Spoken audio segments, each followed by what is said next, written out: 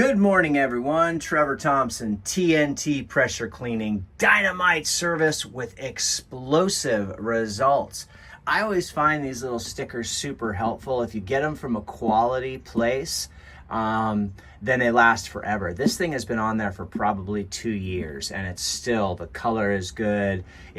I blast this thing off with a high pressure ball valve. Not only do I do the top, but I do the skirt and I do the inside. That way I don't have any grass, and my next job I'm completely ready to go. But I like to label everything, and have stickers on things. So if you look at this old container, I use this container for water. Someone asked me, if I use that for the X-Jet, and I know why they asked me, and the reason being is because I have this old 3/8 brass barb on here. This comes with the original X-Jet pail, but this is just simply a cap for this water jug.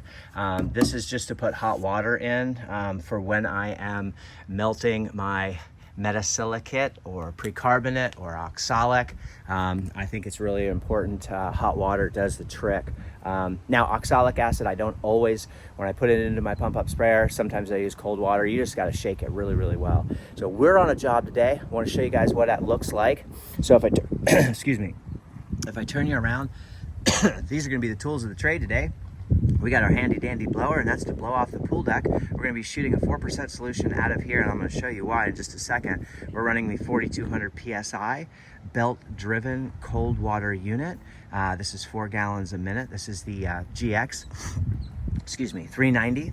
I'll let you see that real quick. That's that GX 390, and running the AR pump. This is the Viper pump. So if you guys take a look at that, there's your Viper pump. That's a nickel plated Viper pump. 13 horse pump, and really does the trick. We'll be using the reducer off of the X-Jet, and we're going to be using the high pressure ball valve, which is a DN10.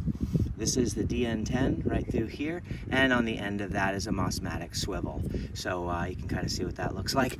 And those will be the tools of the day. We're going to be doing a pool deck. Come take a look at this. I just got finished pulling all the plants off the deck, and I'm going to show you what that looks like. Now, all the plants aren't off the deck.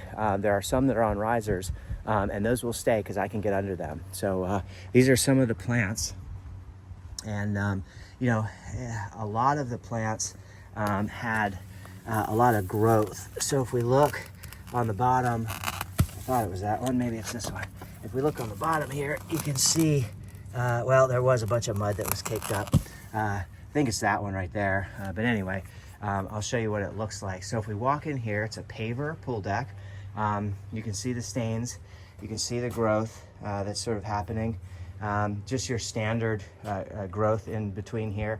Now we can seal this, and that would be a smart thing to do to prevent that weed growth. Give a good deep cleaning with a turbo tip, and then come in with a sealer. You don't have to use a sealer that leaves, that's a film. You can use a penetrating sealer.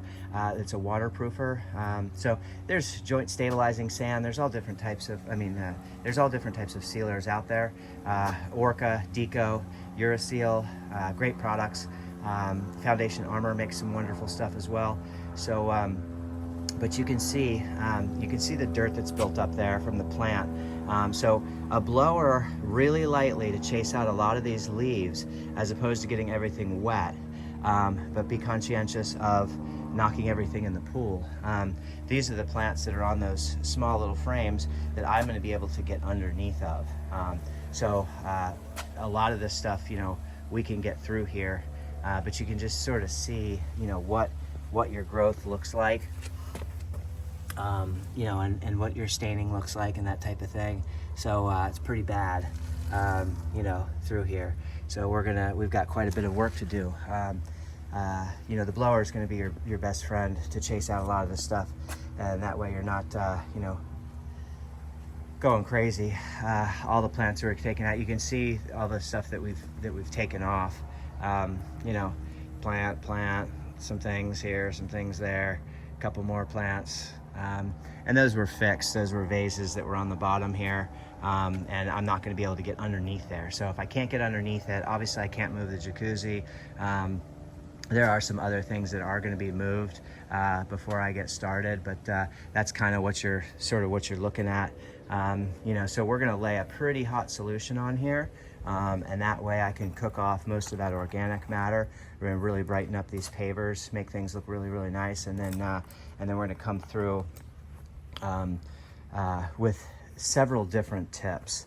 We're going to be using a wash tip. We're going to be using the X-Jet nozzle.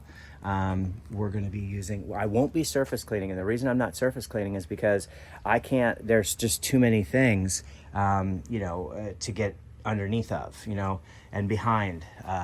So, you know, this stuff is staying here. Now I will treat this. This is a canvas, and you can see the mildew that's on there. You can see the mold that's on here. So I will be treating that with about a 1.5% solution, and that will look really, really nice.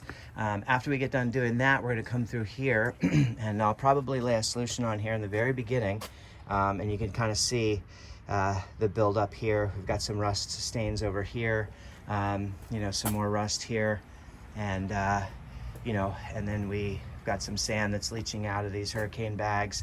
And then if I take you over here, you can kind of see the green that's sort of building up over here. So we'll move those bins.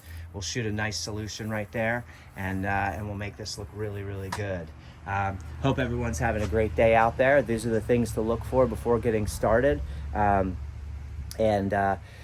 know, like I said, the X-Jet out of that pail, 4% solution on that deck, blow it off first, get everything wet, lay that solution, let it dwell, begin the cleaning process. Start with the X-Jet nozzle, and then go up from there. The wash tips are going to be for the screens and the beams, and the turbo tip will be for some of the other areas that we need to dig out. We're not going to be sanding, so I probably won't be using the turbo tip. A turbo tip is a must-use nozzle when you are going to be resanding and sealing, because you really want to start with a foundation before you lay your sand an 1/8 of an inch below that chamfer line. Never fill your sand all the way up to the beveled edge. Don't go past that chamfer line. Go an 1/8 of an inch below the chamfer line on that concrete, on that paver, sorry. Over sanding is the worst thing you can do when you seal, because it seals in that sand, and you're going to end up stripping. And a 5-gallon thing of stripper is about the same price as a 5-gallon thing of a sealer. A good sealer is anywhere between $270 and about $360 right now. So that's a lot of money for a 5-gallon thing of sealer. A 50-pound bag of sand, the proper sand to use, is 3 bags per 1,000 square feet is generally par for the course, depending on how big the gaps are.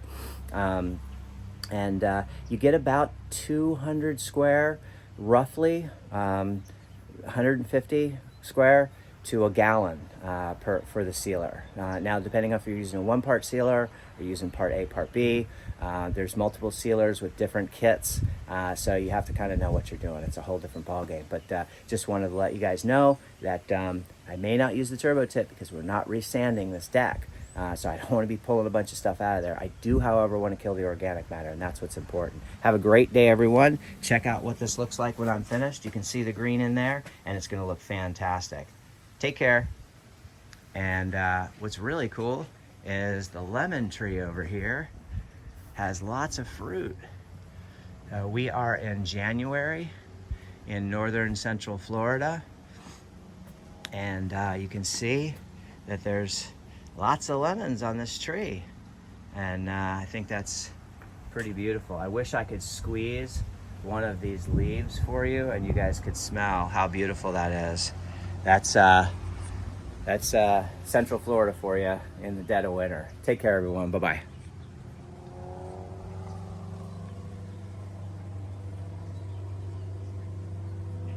Pretty cool, right? I think it's beautiful.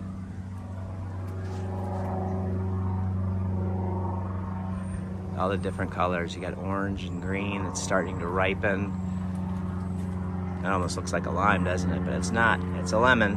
It'll turn into that with some good old sunshine. Take care, everyone. Bye-bye.